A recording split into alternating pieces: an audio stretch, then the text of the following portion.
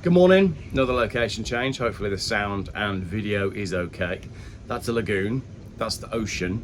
Where are we now? We're in Thailand, and I'll reserve all of my commentary on how the trip's been and what places we liked and what we didn't for a video further into the future, because today I'm back in the UK for a video and I want to talk about electric commercial vehicles. All right. Firstly, I'm mostly talking about vans in this video, but let's talk about buses, because this happened in Nottingham. Software update fails, taking electric buses off the road across Nottingham. So basically this was the 20th of February. A software update has failed, affecting services on which single deck electric buses are used. So basically pretty much the whole fleet of electric buses. The routes affected in Nottingham were the 3, 3A, 5, 7, 8, 9, 9B, 11, 11A, 11C, 29, 30, 39, 40, 40B, 40X, 41, 42, 50, 53, 53B, 54, 54B, 61, 70, 70B, 71 and 71B. So if you had to catch any of those buses, the reason that you were stood there in the cold, in the rain, in the morning is because the software didn't work and the electric bus didn't arrive. Brilliant, that's good news, isn't it? So I just thought I'd kick off with that one, but there's two articles I want to look at about fleets and commercial vehicles. We're going to look at the fact that fleets don't want to buy electric vans, and then we're going to look at the fact that it's almost impossible to get an MOT on an electric van. So let's dive right in. This is fleet news. Sorry for the long introduction. Fleets are choosing used vans to avoid buying light commercial vehicles. This is like a weight-based thing as well, which is very interesting. The economic slowdown is forcing some fleets to turn to used vehicles rather than sign up to long-term finance agreements for new vehicles, according to SHUN Vehicle Auctions. It's reporting that reduced economic confidence, illustrated in the latest new van registration figures, has helped strengthen the used light commercial vehicle market in December and January. SVA saw used light commercial vehicles being sold right up to Christmas, with prices remaining strong across December, where generally they fall back 2 weeks before, and in January prices stayed strong, with conversions averaging in the mid to high 90s. So this is an auction house that sells second-hand light commercial vehicles like vans, and they're basically saying we're seeing an uptick in the amount of people that are buying these light commercial vehicles, because although it might make financial sense for the business to go and buy new, businesses don't want to buy new because A, they're very expensive, and B, they're being forced down a route they don't want to go down. For example, a new Ford Transit is going to set you back close to £40,000. It never used to be that way. Some fleets, says SVA, continue to buy used light commercial vehicles at auction to avoid increasing pressure from OEMs to order one or more EVs for every 10 new diesel vehicles they order. So there's that as well. For every 10 normal power car, they have to buy one EV. Every 10 diesels, they've got to buy one EV, and they don't want to do it. This helped contribute to the strongest December, and January SVA Managing Director Alex Wright says he has experienced in his 35-year auction career. There you go. The government's trying to push everybody towards EV, and businesses are going, no thanks, I'd rather go buy a risky used van from an auction than have to buy an EV. Alex said the demand for used light commercial vehicles skyrocketed in October as the economic downturn and uncertainty saw operators buying used rather than locking into long-term finance agreements to buy new. The gap between the price of a new van and a used van has also reached record levels, with many small businesses unable to justify paying the £40,000 to £50,000 for a new 3.5-ton van. Exactly what I said earlier on. This is particularly relevant with specialist vehicles such as tippers and drop sides. He added, we continue to welcome fleets to our Tuesday auction who are buying good quality used vehicles to avoid being forced to buy electric light commercial vehicles from manufacturers who are keen to meet their ZEV mandate targets. Read between the lines there. If you operate a business and you want to buy, say, 30 light commercial vehicles, you're going to go to the dealer with your open checkbook and say, I'd like to buy 30 vans. And instead of going, oh, brilliant, we've just sold 30 vans, they're going to go, oh, could you maybe only buy 9?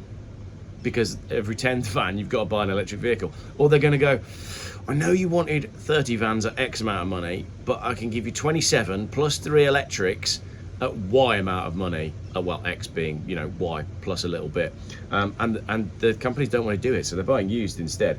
So this is actually causing a shortage in used vans. Alex Wright estimates the weaker COVID-induced new light commercial vehicle sales in 2022 will leave the market short between 80 to 100,000 three-year-old used vehicles in 2025 and 2026. So because companies weren't buying new vehicles in 2022 during COVID, when the government paid everybody to stay at home for a virus that I'm not going into it, you know it, I know it, it's all coming out now. But because less vans were sold then, there's now less used vans 3 years later, 2025, in the used market, and that's the knock-on of that is going to push into 2026. Competition from dealers is forcing up prices, especially for the clean 3-year-old vehicles with a full service history, which are less readily available in the current market. We're likely to see a buoyant used light commercial market in 25 into 26. And he explained the used light commercial vehicle market was extremely tough for the first 7 months of 2024, and lower prices and a slowing economy encouraged more dealers to start refreshing their stock. The used market suddenly sprung into life.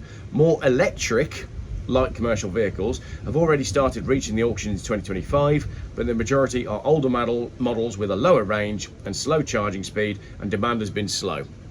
That is code for nobody wants to buy electric vans at auction.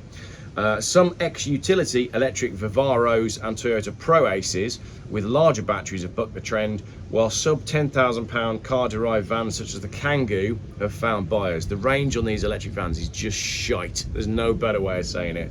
He concluded the older used electric vans provide value for money for some operators, and dealers are willing to give them a chance on their forecourts, but the more expensive vehicles are a much tougher proposition, which in itself leads to heavier depreciation. So the more expensive electric vans, like your Mercedes Vito, e-Vito, which has got rubbish range anyway, is going to experience much worse depreciation because nobody wants to buy them secondhand, and the depreciation was already bad enough. The other problem that you've got, if we dive into the next article, is the MOTs.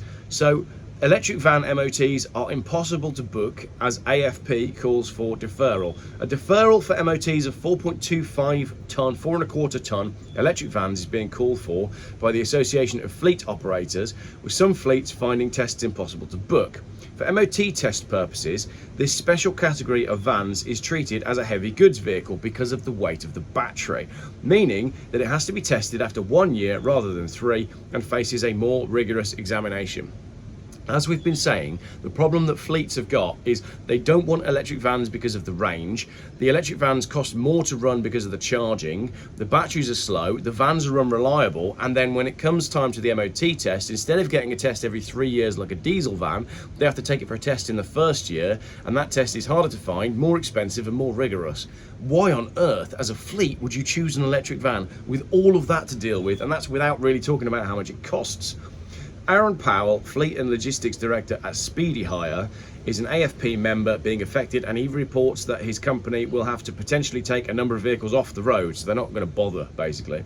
He explained these 4.25 tonne vans require a Class 7 MOT, HGV MOT, so they basically need a heavy goods vehicle test.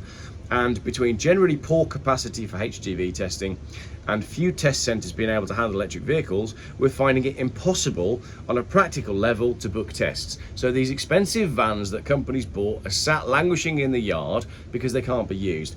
Our lease provider has spent the last 3 months trying to find garages with the ability to carry out the pre-testing and source available slots for the test with limited success. This is going to have a serious impact on our business because we're going to have to take these vans off the road, and no doubt many other fleets are finding themselves in the same situation. Regulations related to the annual vehicle testing, driver's hours and tachographs and speed limited devices for this weight category of electric vans are set to be defined following a government consultation that was launched on Christmas Eve. Like all good government consultations, they launch it when everybody's busy, so nobody responds. Christmas Eve is a great day for releasing consultations. It's questionable whether the 4.25 tonne electric vans require HGV tests, an argument we have been making to government for some time. Imagine that, the government tells everybody to move to a vehicle that is heavier and in a different class without actually working out whether that new class is relevant. It's like the Volkswagen ID Buzz as well. All these people that have gone and bought Volkswagen ID Buzzes because of the weight of the ID Buzz, it falls in a commercial vehicle category, and because of that, it means the speed limits are different. So Volkswagen ID Buzz drivers are getting caught speeding on roads where in a car they wouldn't be caught speeding because they're going over the limit for their weight class of vehicle, and they don't realise it because when they buy their Volkswagen ID Buzz, nobody tells them. They only find out when they get the notice of intended prosecution. It's disappointing that businesses working in good faith to electrify their light commercial vehicle operations are being affected in this manner. And who's this? It's a she. She added, oh hang on, Alex is a she. Sorry about that, Alex, you never know these days. She added that despite a willingness on the part of the government to try and overcome issues surrounding 4.25 ton vans, problems have remained as a result of the discussions between the Office for Zero Emissions. Brilliant. We've got an office for zero emissions and the economy is tanking. I'm really glad about that. Driver Vehicle Standards Authority and the Department for Transport, the operation of these vans on a practical level is difficult for fleets due to confusion over whether they've been deregulated from all the operator responsibilities that normally apply to vans over 3.5 tons. The government is aware of this and is trying to resolve the situation through the current consultation because there remains widespread belief that the 4.25 ton concept remains worth pursuing as a means of speeding up van electrification. However, this process is taking time. Low battery. I've only just charged my phone. Right, so what we've got going on is the government is trying to move everybody to electric vans. The electric vans that they're trying to move them to are very expensive and extremely heavy, which means they fall into a different weight class, which means they need to be MOT tested every year rather than 3 years. And companies are saying no, and they're all buying used vans, except they can't buy Ford Transits because of the wet belt problem. So you can't buy a Transit, which means every van with a sensible diesel engine is going up in price, while the Ford Transits with wet belts and all the electric vans are bombing in price, which is causing major problems for the manufacturer and major problems for small to medium-sized businesses. But the big businesses don't care because they're all on government incentive schemes for diversity, equity and inclusion, and the more they electrify, the more government money they get. Hashtag didn't BT just buy a load of electric vans. Bit of a run round the houses, that one, and I appreciate I stuttered my words quite a few times. We've only just woken up having had a day of travel, and that's it for electric vans. Let me know what you think in the comments.